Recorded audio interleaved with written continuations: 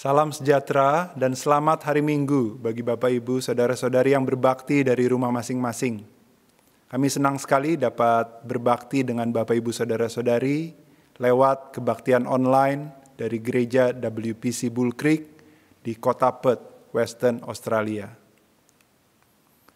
Jemaat, di dalam kondisi pandemi virus corona ini, banyak orang baik yang Kristen maupun yang bukan, mereka mencari Tuhan dalam doa. Apa bedanya doa anak-anak Tuhan dan yang bukan? Firman Tuhan pada hari ini mengingatkan kepada kita fondasi dasar doa anak-anak Tuhan. Terambil dari Ibrani 4, ayat 14 dan 15 yang akan saya bacakan. Karena itu kita sekarang mempunyai imam besar agung, yang telah melintasi semua langit, yaitu Yesus anak Allah. Baiklah kita teguh berpegang pada pengakuan iman kita. Sebab imam besar yang kita punya, bukanlah imam besar yang tidak dapat turut merasakan kelemahan-kelemahan kita. Sebaliknya, sama dengan kita, ia telah dicobai, hanya tidak berbuat dosa. Tuhan Yesus yang telah mati, bangkit dan naik sorga menjadi juru syafaat bagi kita. Kita dapat menghampirinya dalam doa dengan kepastian bahwa Tuhan mengerti keadaan kita. Dia tahu doa saudara-saudari, bahkan sebelum kita mengucapkannya. Tuhan Yesus bukan datang ke dunia ini untuk memberikan jawaban atas pertanyaan hidup manusia. Tetapi Tuhan Yesus datang menjadi jawaban atas pertanyaan-pertanyaan tersebut. Mari bersama kita pujikan Before the Throne of God.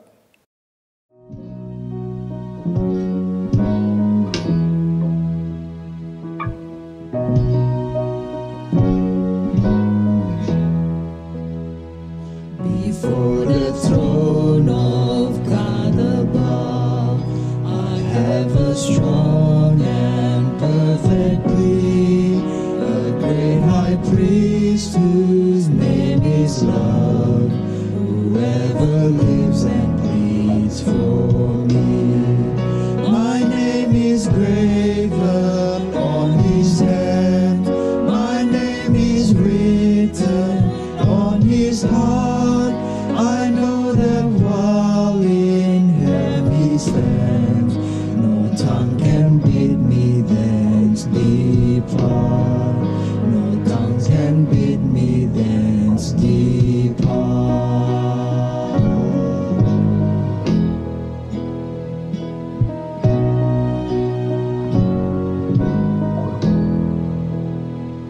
When Satan tempts me to despair and tells me of the guilt within, I look and see him there, who made an end to all my sin. Because the sinless Savior died, my sinful soul is counted free. For God the just is satisfied to look on him and pardon me, to look on him and pardon me. Behold him there, the risen Lamb, my perfect spotless righteousness, the great unchangeable I am, the King of glory and of grace. One with himself I cannot die, my soul is purchased with his blood, my life is hid with Christ on high, with Christ my Savior and my God. One with himself I cannot die, my soul is purchased with his blood, my life is hid with Christ on high, with Christ my Savior and my God, with Christ my Savior and my God.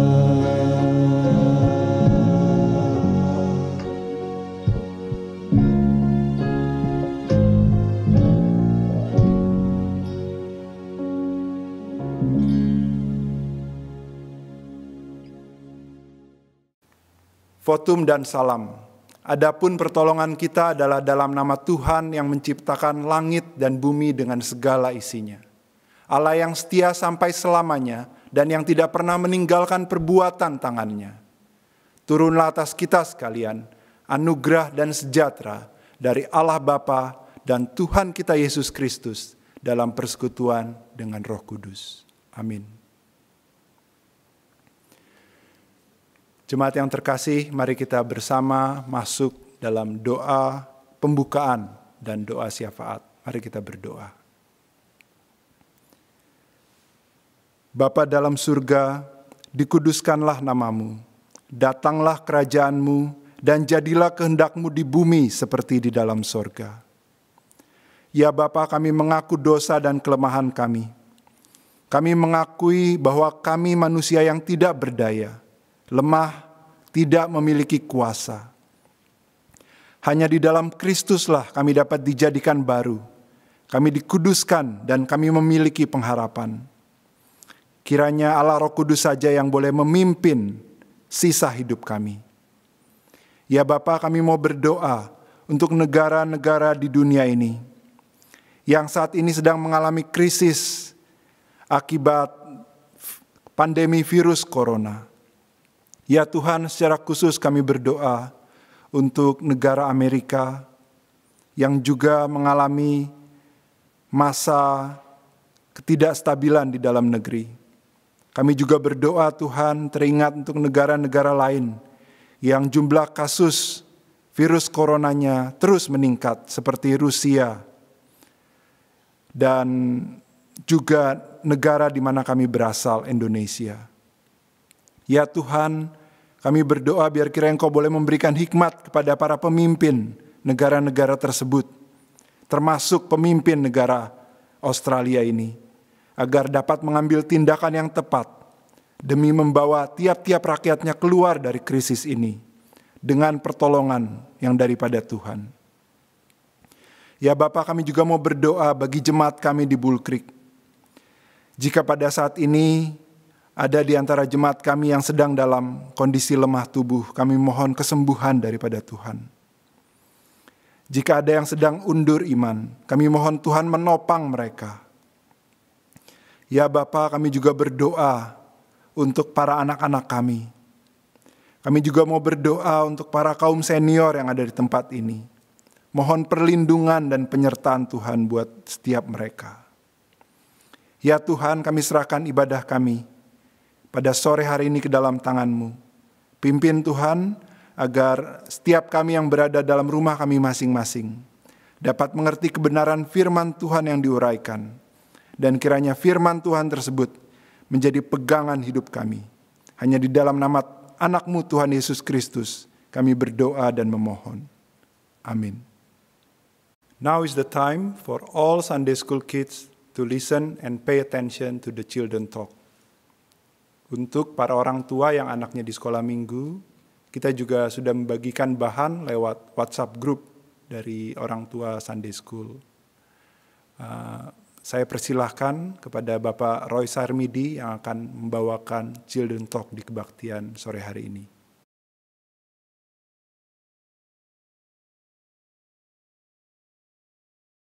Hi kids, welcome to another edition of our Children Talk this afternoon. Have you ever tried to do something nice for your parents, but you actually have a hidden agenda? Perhaps you offered to do the dishes or the vacuuming in your house, but what you actually wanted was that new game in your PlayStation or your Xbox. Or what you really wanted is to be able to go out and hang out with your friends during holiday. Let me put it another way. Why did you come to Sunday school classes every Sunday before this coronavirus lockdown? Or why do you even sit down in front of a laptop or an iPad right now and listen to what I had to say today? Is it because you really think that you wanted to please God? Or is it just to please your parents? What I really wanted to ask you is your motivations of doing things, or asking things, or of wanting something even when they appear to be noble or good things. Kids, your motivation comes from your hearts, and even though you can cleverly hide your real motives, they will not be hidden from God. God will always know deep down why you do something. God sees not just what is seen by other people around you, but He sees right into your hearts and your motives as well. Today we are going to learn of a man who wanted to do something that appeared to be good things, but his motivation wasn't right, so that his request was rejected. I'm going to read for all of you the Bible passage from today, taken from Acts 8, verse 14 to 24. Now when the apostles at Jerusalem heard that Samaria had received the word of God, they sent to them Peter and John, who came down and prayed for them that they might receive the Holy Spirit. For he had not yet fallen to any of them, but they had only been baptized in the name of Lord Jesus. Then they laid their hands on them, and they received the Holy Spirit. Now when Simon saw this, that the Holy Spirit was given through the laying on of the hands of the apostle, he offered them money, saying, "Give me this power also, so that anyone on whom I lay my hands may receive the Holy Spirit." But Peter said to him, "May your silver perish with you, because you thought you could pay the gift of God with money. You have neither part nor lot in this matter, for your heart is not right before God. Repent therefore of this wickedness of yours, and pray to the Lord that, if possible, the intent of your heart may be forgiven you. For I see that you are in the gale of bitterness and in the bond of iniquity." And Simon answered, "Pray for me to the Lord that nothing of what you said may come upon me." In this passage, we learn about a man named Simon, who used to be a magician. When he saw the miraculous work of the Holy Spirit through the apostles, he wanted to be able to do the same, and having the same power that was possessed by the apostles. However, his heart wasn't right before God, and he had a hidden agenda. Instead of asking to be filled with the Holy Spirit by the grace of God, he tried to pay the money so that he could also have the power of the Holy Spirit. Being a former magician, he obviously couldn't resist his popularity in his former life, and he wanted to be able to do miraculous things like what the apostles did, just to amaze people around him. Now, how many times as children of God, we try to hide a hidden motive just to benefit ourselves when we want something or when we do something in our lives? We actually fail God when we ask Him with the wrong motives. Maybe that we want to only please our worldly desires, or that we want to be praised by others, or to be popular among all our friends, or that we want to advance our selfish ambition. We need to remember, because we have been redeemed by Jesus' blood, the ultimate motives for us to do anything, and to do anything in this life is to glorify God. So guys, why we do and why we want to do something is just as important as what we do and what we want in this life. Our motives is just as important as what we ask from God. Kids, have you ever asked something from God and you did not receive it? The Bible said that it could well be because we asked Him with the wrong motives. When we do something or come to God in prayer, our motives must be pure, and that is so that we can glorify God in everything that we do. Now, I want all of you to memorize and put in practice the memory verse for this week. It is going to remind all of us to come to God with the right motives, as well as to remind us to do anything in this life with the right motives. This verse is taken from James 4, verse 3. When you ask God, you do not receive because you ask with the wrong motives. God bless you all. Terima kasih kepada Bapak Roy untuk Children Talk yang sudah dibawakan.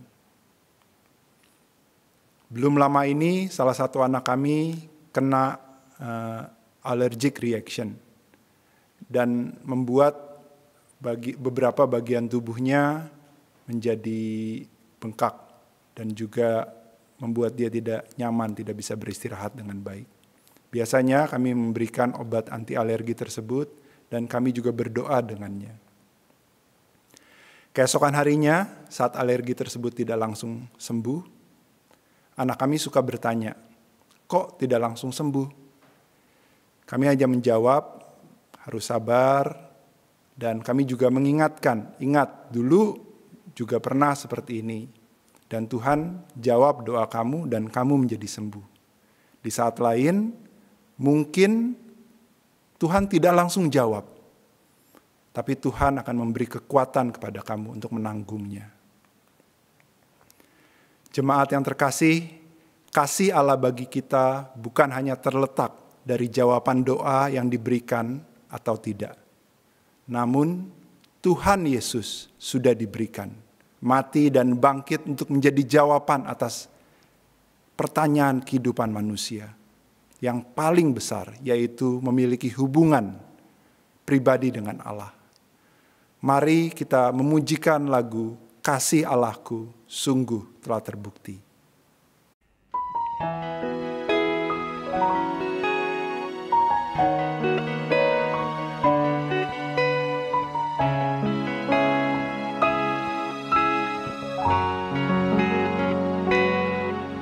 Kasih Allahku sungguh telah terbukti.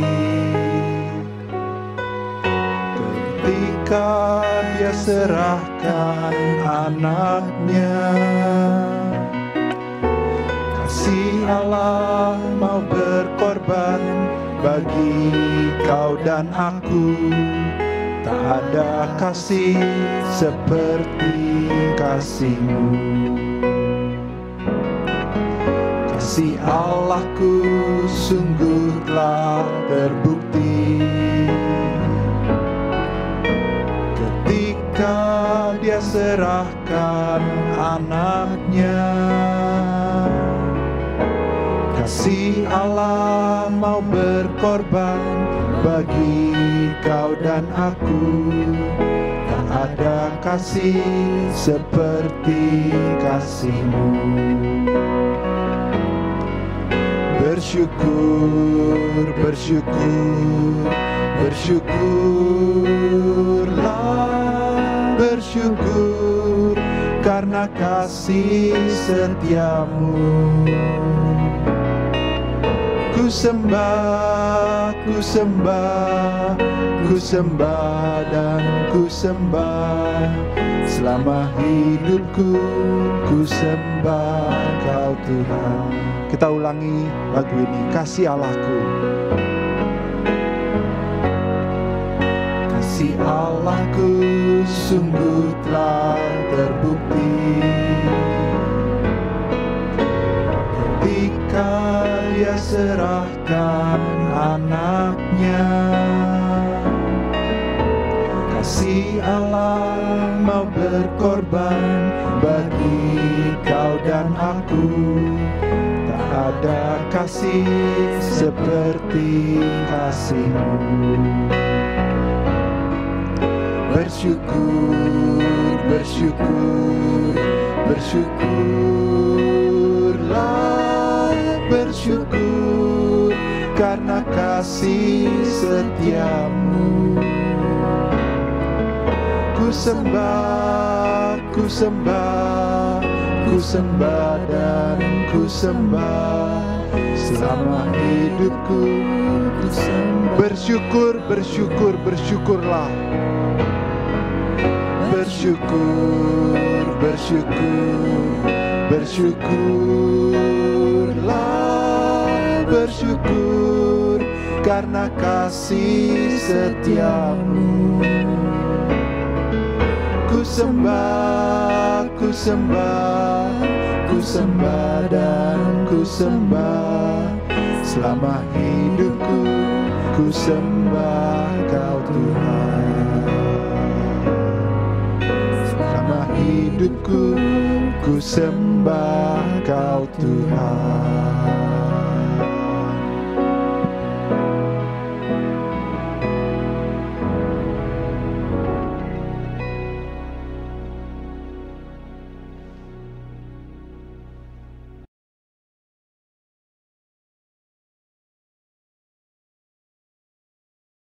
Shalom jemaat sekalian, dimanapun saudara-saudara berada. Kita bersyukur sore hari ini kita kembali akan mengadakan kebaktian online. Mari kita akan membaca firman Tuhan yang pada saat ini kita akan dasarkan dari Markus pasal 1 ayat 35 sampai 39. Markus pasal 1 ayat 35 sampai dengan 39. Demikian firman Tuhan. Pagi-pagi benar, waktu hari masih gelap, ia bangun dan pergi keluar. Ia pergi ke tempat yang sunyi dan berdoa di sana. Tetapi Simon dan kawan-kawannya menyusul dia. Waktu menemukan dia, mereka berkata, "Semua orang mencari engkau."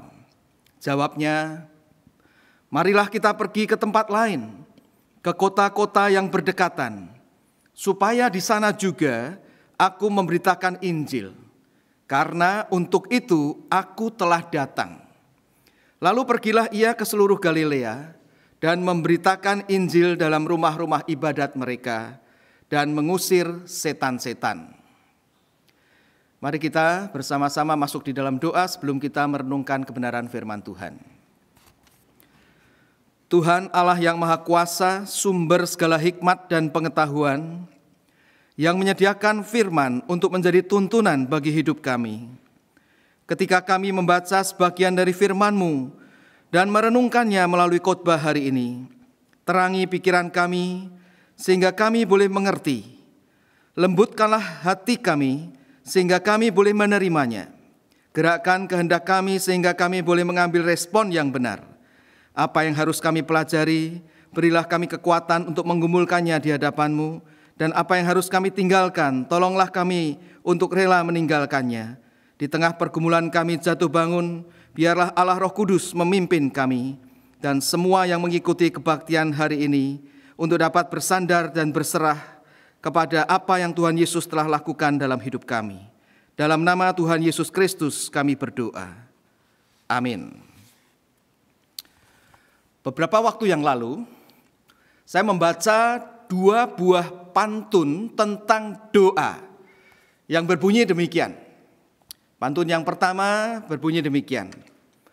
Anak ayam turun 10, mati 1, tinggal 9. Bangun pagi berdoa subuh, minta ampun kepada Tuhan. Itu pantun yang pertama. Pantun yang kedua berbunyi demikian. Dari pasar pulang belanja, belanja kue berbagai rasa. Jangan pernah berputus asa, tetap berdoa, hati bersuka. Saudara-saudara, 2 pantun ini menekankan pentingnya berdoa, yaitu agar kita dapat menjaga relasi kita dengan Tuhan. Berdoa pagi-pagi memohon ampun kepadanya. Juga agar jangan sampai kita berputus asa di tengah masalah dunia ini, yaitu dengan tetap berdoa sehingga kita tetap dapat bersukacita di tengah pergumulan yang ada. Saudara-saudara, membaca 2 pantun tentang doa ini mengingatkan saya tentang seorang pria, seorang Kristen yang menjadi direktur suatu perusahaan. Di kantornya dia sengaja menempelkan suatu tulisan. Tulisannya itu berbunyi demikian. Jika Anda bisa khawatir, mengapa perlu berdoa? Saudara-saudara, orang yang masuk ke kantornya biasanya bertanya-tanya, mengapa jika Anda bisa khawatir, mengapa perlu berdoa? Apa tidak terbalik ini, Pak? Lalu pria itu akan menjawab, sengaja memang supaya orang bertanya. Lalu dia bersharing tentang bagaimana kita itu seharusnya bisa berdoa, bersandar pada Tuhan sehingga tidak perlu khawatir. Lalu dia juga bisa sharing tentang Tuhan Yesus Kristus, pribadi yang menjadi juru selamat manusia dan yang mendoakan setiap orang-orang yang percaya kepadanya. Nah, saudara-saudara, berbicara tentang pentingnya doa. Maka kalau kita memperhatikan Alkitab, kita akan menemukan bahwa tokoh terpenting yang mementingkan hidup doa adalah Tuhan Yesus sendiri. Berkali-kali dia dicatat di dalam Alkitab, Yesus berdoa. Dia menyendiri dan berdoa. Ia berdoa semalam-malaman dan sebagainya dan sebagainya. Saudara, Markus pasal 1 ayat 35 sampai 39 ini yang mencatat tentang Yesus menyendiri dan berdoa. Pada intinya mengajarkan jika Tuhan Yesus di tengah kesibukannya tetap mementingkan untuk berdoa, maka berdoa seharusnya menjadi prioritas dalam hidup saudara dan saya, orang-orang yang percaya kepadanya. Jikalau Tuhan Yesus sendiri di tengah kesibukannya yang luar biasa, dia mementingkan untuk berdoa, maka sudah seharusnya berdoa itu menjadi prioritas saudara dan saya yang percaya kepadanya. Nah, saudara-saudara, berdasarkan Markus pasal 1 ayat 35 sampai 39 ini, mari kita mempelajari bagaimana agar saudara dan saya bisa memprioritaskan doa dalam hidup ini. Bagaimana?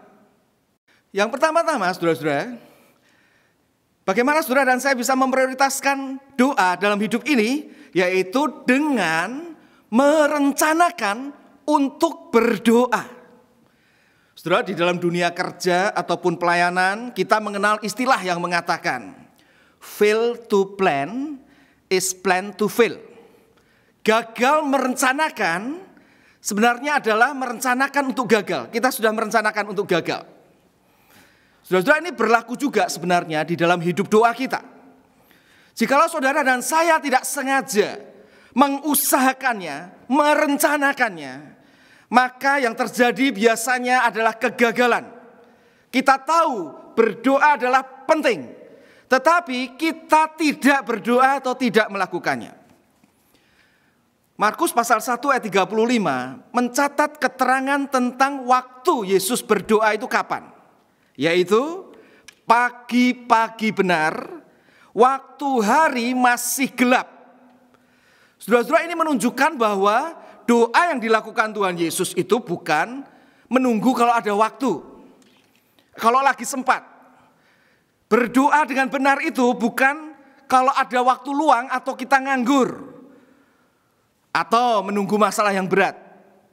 Tetapi berdoa yang benar itu adalah kita sengaja membuat waktunya atau merencanakan waktu itu.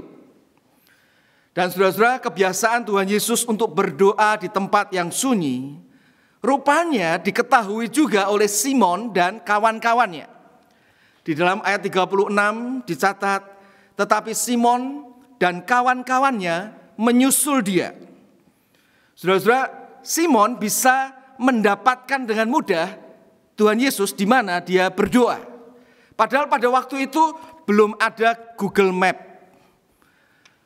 Kalau saat ini saudara-saudara, mungkin orang yang membawa handphone, seperti anak saya Moses pada waktu handphonenya hilang, dia kemudian cari melalui Google Map, dia tahu ada di lokasi mana. Atau anak saya Vivi mencari temannya pada waktu itu yang memang juga bisa dicari lewat Google Map, dia tahu temannya ada di mana. Tetapi saudara-saudara, Simon dan kawan-kawannya tidak pakai Google Map. Dia mencari Yesus dan mendapatkannya. Saudara-saudara, doa yang benar untuk bisa menjadi prioritas dalam hidup kita adalah doa yang perlu kita rencanakan, sengaja kita jadwalkan. Bagaimana dengan hidup doa saudara? Doa pribadi maupun doa bersama-sama dengan saudara-saudara seiman lainnya. Doa pribadi akan mendasari doa bersama dengan teman-teman lain itu menjadi doa yang benar. Saudara-saudara, seorang yang bernama Andrew Murray di dalam sebuah bukunya yang berjudul Prayer Life, dia mengatakan bahwa disiplin berdoa merupakan sumber kekuatan rohani bagi orang percaya. Tetapi sayangnya seringkali dilalaikan. Lalu dia mengingatkan bahwa orang-orang yang melayani Tuhan dan dipakai oleh Tuhan dengan luar biasa selalu memiliki hidup doa yang baik. Misalnya Martin Luther, kurang lebih 2 jam sehari dia memiliki waktu berdoa secara pribadi. John Wesley juga memiliki waktu doa kurang lebih 2 jam sehari. John Welch, seorang pengkhotbah, lebih daripada 2 jam.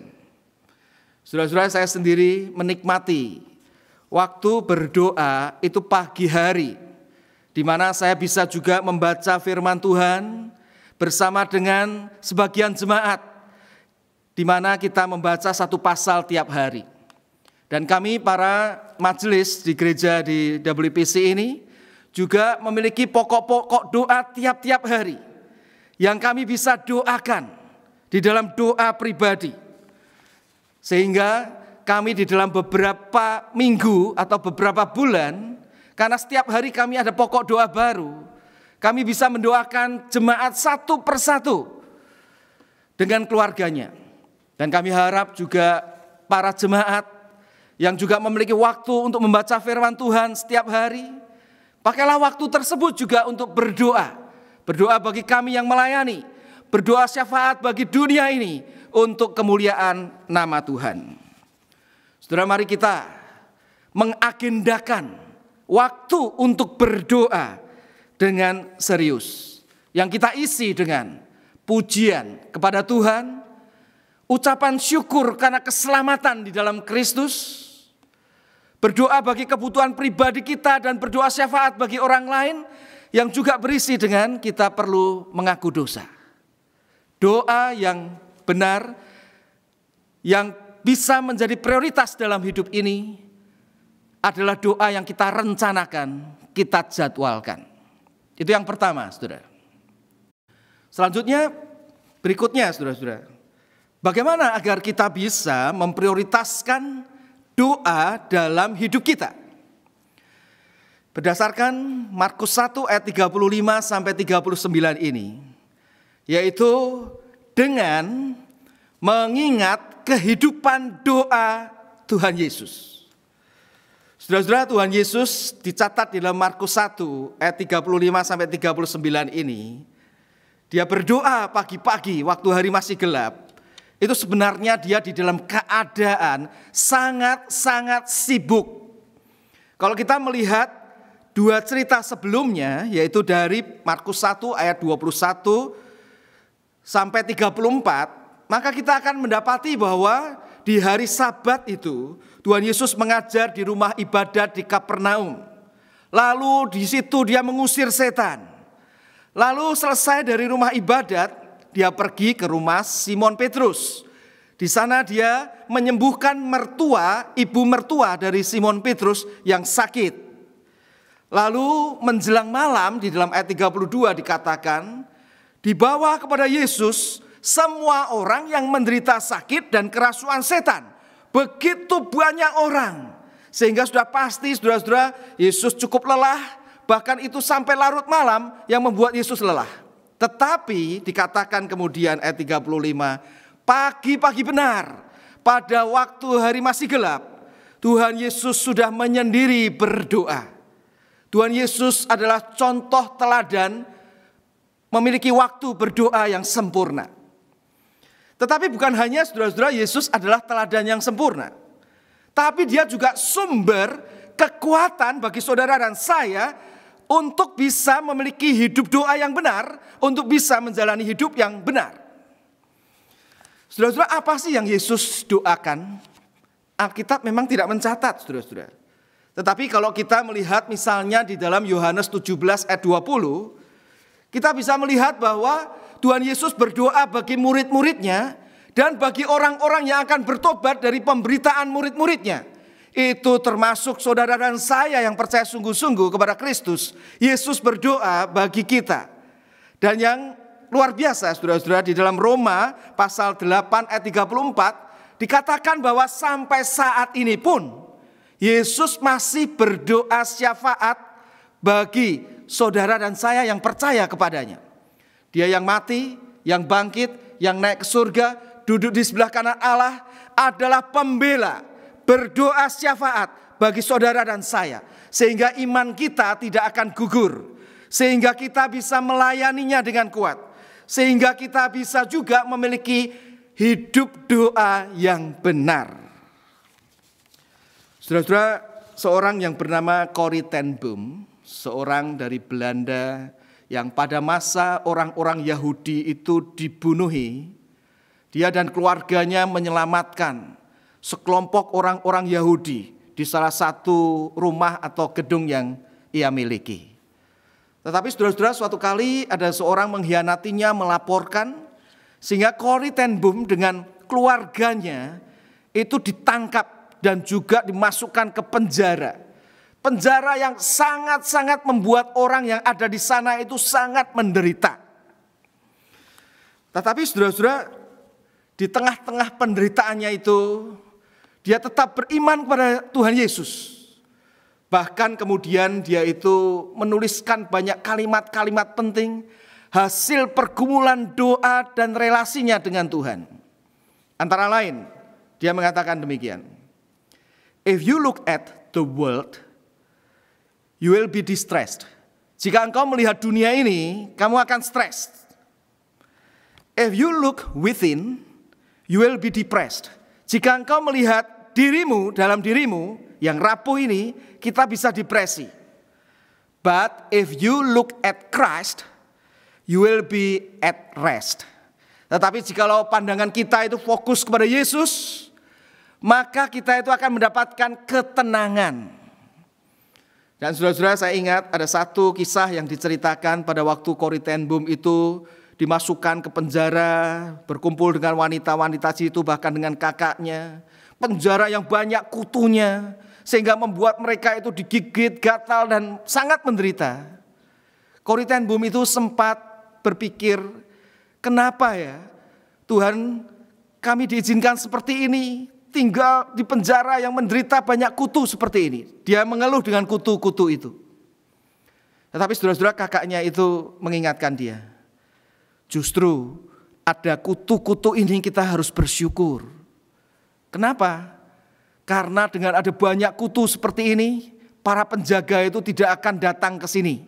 Sehingga kita bisa dengan bebas membaca firman Tuhan, bersekutu, sehingga kita bisa makin mengenal Tuhan Yesus Kristus. Dan dengan demikian kita itu makin dikuatkan. Oh saudara-saudara, melalui pengenalannya akan Tuhan Yesus Kristus, Corrie ten Boom ini mendapatkan kekuatan dan bisa memiliki hidup doa yang benar. Saudara-saudara, saya tidak pernah lupa, beberapa tahun yang lampau, ada seorang yang belajar di kota Perth ini, yang di tengah akan kesibukan tugas-tugas kuliahnya, dia masih bisa melayani, dia masih bisa ikut dalam mengabarkan Injil, dan dia juga bisa ikut di dalam persekutuan doa.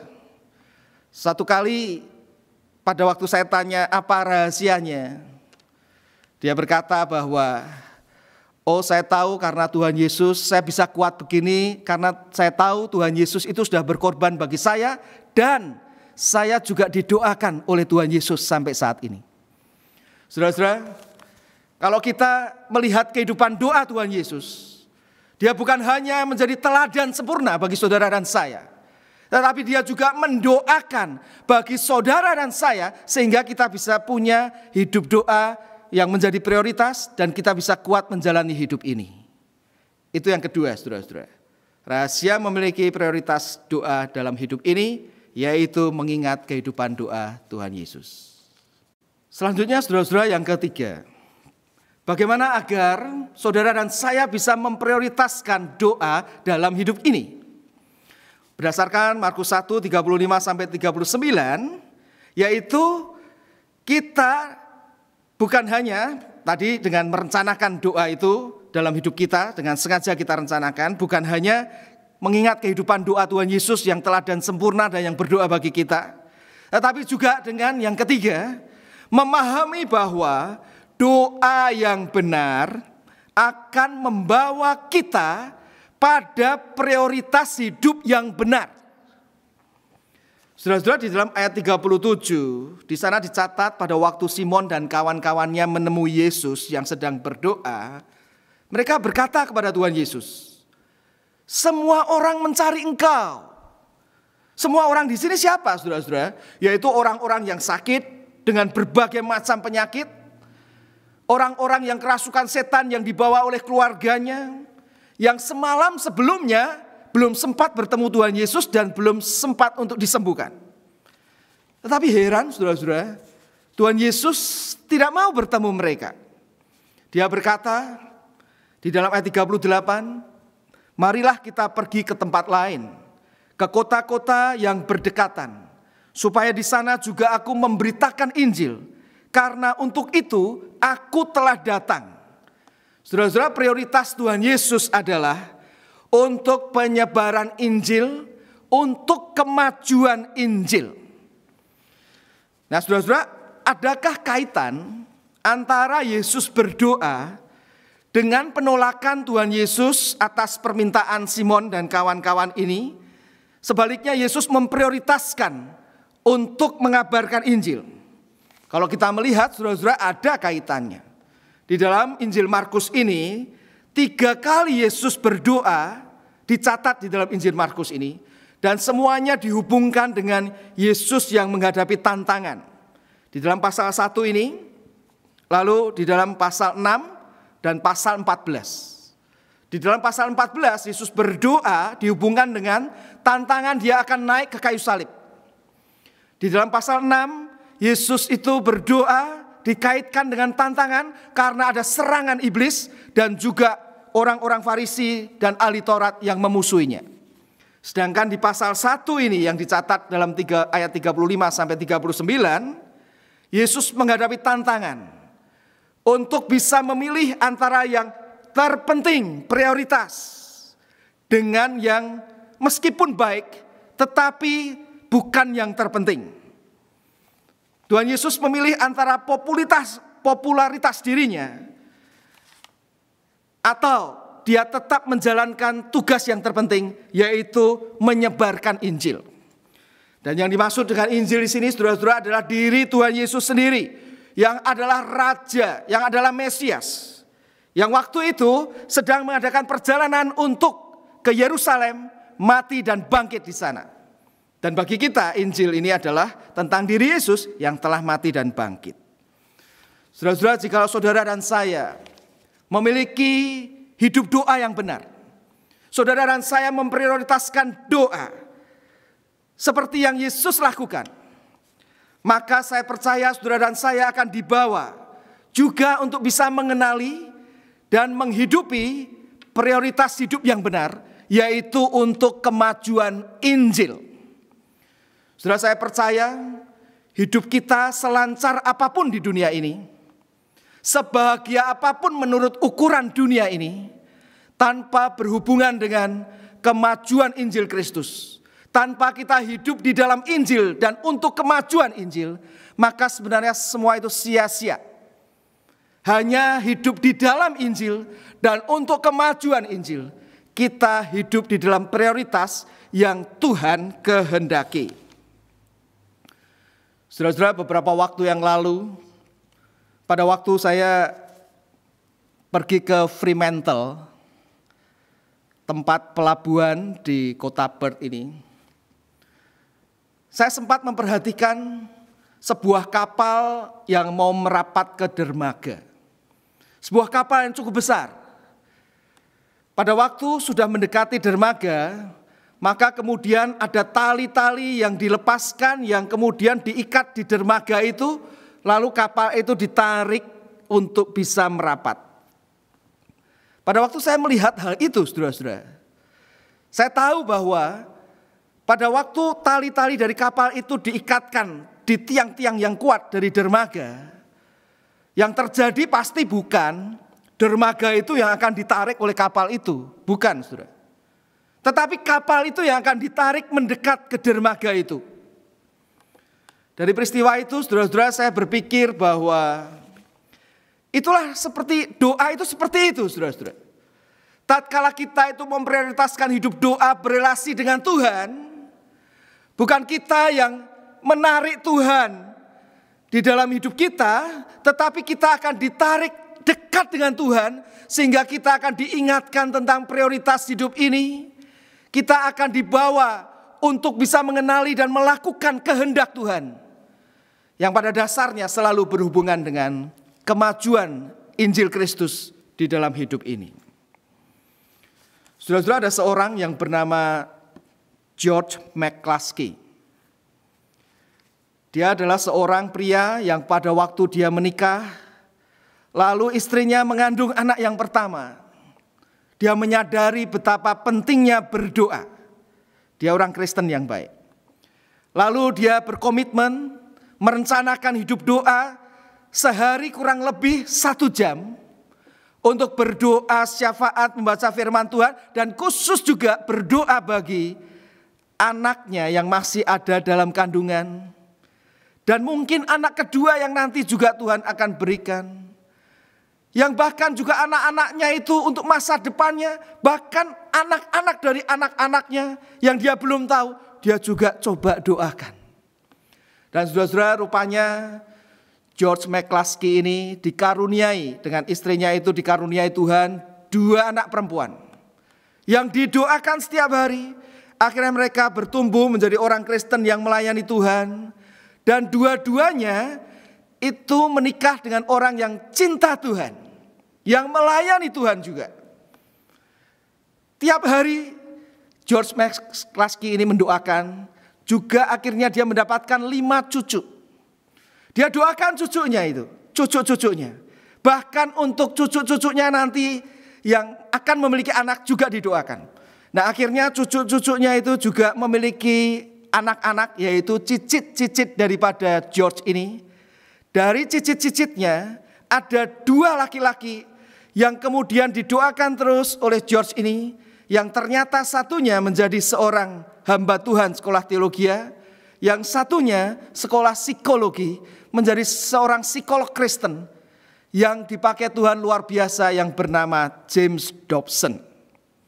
James Dobson, seorang yang dipakai Tuhan, yang saat ini ada sekitar 1000 stasiun radio yang menyiarkan akan program-program Kristennya di seluruh dunia ini setiap hari.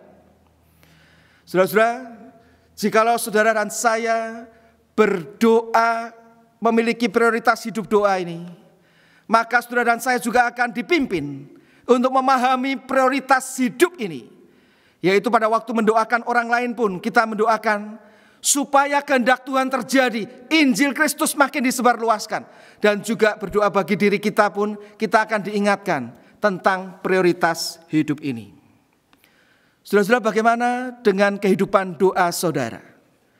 Mari kita merencanakan hidup doa dengan benar, dengan mengingat akan kehidupan doa Tuhan Yesus yang juga mendoakan kita, menguatkan kita, sehingga kita boleh terus diingatkan untuk hidup bagi hal yang prioritas, bagi hal yang berhubungan dengan Injil Kristus. Milikilah hidup doa yang makin bertumbuh, sehingga nama Tuhan boleh dimuliakan di dalam hidup saudara. Mari kita berdoa. Bapa Surgawi, kami mengucapkan syukur dan berterima kasih karena saat ini kami boleh diingatkan tentang Tuhan Yesus yang di tengah kesibukan pelayanannya yang luar biasa, dia tetap mementingkan hidup doa. Oleh sebab itu Tuhan, sebagai orang-orang percaya, kami rindu juga untuk boleh memprioritaskan hidup doa, berelasi dengan Engkau ya Tuhan. Tolong kami untuk boleh menjadwalkan, merencanakan hidup doa pribadi dengan Engkau ya Tuhan. Dengan demikian, kami juga boleh menjalani suatu kehidupan yang dikuatkan oleh-Mu melalui kehidupan berdoa, membaca firman-Mu. Tolong kami juga ya Tuhan untuk boleh memprioritaskan hidup doa dengan mengingat akan Tuhan Yesus Kristus yang telah menjadi teladan dan yang menguatkan kami dengan Tuhan Yesus selalu berdoa bagi kami orang-orang yang percaya kepada Tuhan. Sehingga kami boleh kuat di dalam Tuhan. Tatkala lemah kami tahu Tuhan menopang. Iman kami tidak gugur, bahkan kami juga boleh melayani-Mu melalui hidup doa ini. Dan kami juga sungguh mengucap syukur ya Tuhan, karena melalui memprioritaskan berdoa kepadamu, Engkau akan memimpin kami juga untuk memiliki kehidupan yang berprioritas sesuai dengan kehendak-Mu, yang berhubungan dengan kemajuan Injil Kristus. Kami memohon Tuhan, setiap jemaat yang mendengar penguraian firman-Mu, kami boleh bertumbuh di dalam kehidupan doa kami. Dan setiap kami juga boleh diperlengkapi terus untuk dapat memiliki waktu berdoa bagi pekerjaan Tuhan untuk kemuliaan nama Tuhan. Terima kasih ya Tuhan. Kami memohon semua ini di dalam nama Tuhan Yesus Kristus, Tuhan dan Juru Selamat kami yang hidup. Amin. Saudara-saudara, saat ini kita akan bersama mengikrarkan iman kita sesuai dengan rumusan pengakuan iman rasuli. Saya persilahkan saudara-saudara bangkit berdiri. Kita akan mengikrarkan iman kita sesuai dengan pengakuan iman rasuli. Saudara-saudara yang dikasihi Tuhan dimanapun saudara berada, kepada siapa saudara percaya? Aku percaya kepada Allah, Bapa yang Maha Kuasa, Khalik langit dan bumi, dan kepada Yesus Kristus, anaknya yang tunggal Tuhan kita, yang dikandung daripada Roh Kudus, lahir dari anak darah Maria, yang menderita sengsara di bawah pemerintahan Pontius Pilatus, disalibkan, mati dan dikuburkan, turun ke dalam kerajaan maut. Pada hari yang ketiga, bangkit pula dari antara orang mati, naik ke surga, duduk di sebelah kanan Allah, Bapa yang Maha Kuasa. Dan dari sana ia akan datang untuk menghakimi orang yang hidup dan yang mati. Aku percaya kepada Roh Kudus, gereja yang kudus dan am, persekutuan orang kudus, pengampunan dosa, kebangkitan daging, dan hidup yang kekal. Amin. Saudara-saudara, arahkanlah hati saudara kepada Tuhan. Lanjutkanlah ibadah saudara dalam hidup sehari-hari, serta terimalah berkat Tuhan. Kiranya Tuhan memberkati engkau dan melindungi engkau. Kiranya Tuhan menyinari engkau dengan wajah-Nya dan memberi engkau kasih karunia. Kiranya Tuhan menghadapkan wajah-Nya kepadamu dan memberi engkau damai sejahtera sekarang ini sampai selama-lamanya. Amin.